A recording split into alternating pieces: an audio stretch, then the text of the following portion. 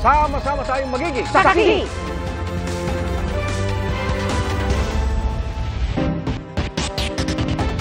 Igan, mahigit 100 pamilya ang nawalan ng bahay sa sunog sa Recto, Maynila ngayong hapon. Naperwisyo pati ang mga pasahero ng LRT2 dahil sa tigil operasyon sa ilang istasyon.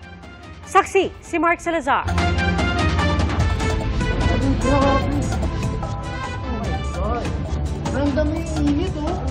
Kita ng mga pasahero mula sa LRT Line 2 ang paglamon ng malaking apoy sa ilang bahay sa Barangay 310 Recto Avenue sa Santa Cruz, Maynila.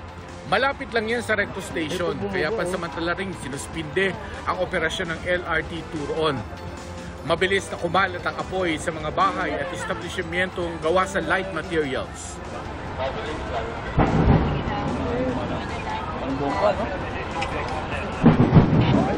Pasado alas 3 ng hapon nang matanggap ng BFP ang ulat na may sunog at sa loob lamang ng isang oras, umakyat agad ito sa ikalimang alarma.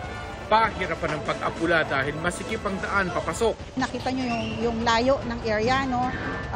Nakalatag siguro, yung iba dyan naglatag yan ng 10, mahigit na 10 hoses para makaabot doon sa looban. Medyo masikip, hindi makaabot ng mga fire truck natin doon.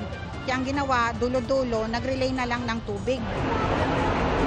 Kanya-kanyang likas ang mga residente, bitbit ang mga naisalbang gamit. Ako lang po, tsaka yung mga alaga kong pusa, isa lang nailigtas ko, 3, yung 2 nandun. Madilim kasi, nakapatay na po agad yung ilaw, hindi ko na makita sila, kaya yung isa lang nailigtas ko.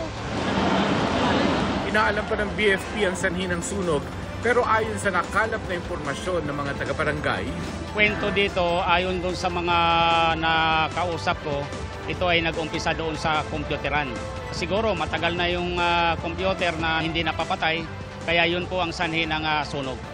ang mga kawad ng kuryente sa lugar sala-salabat na kung tawagin ay spaghetti connection.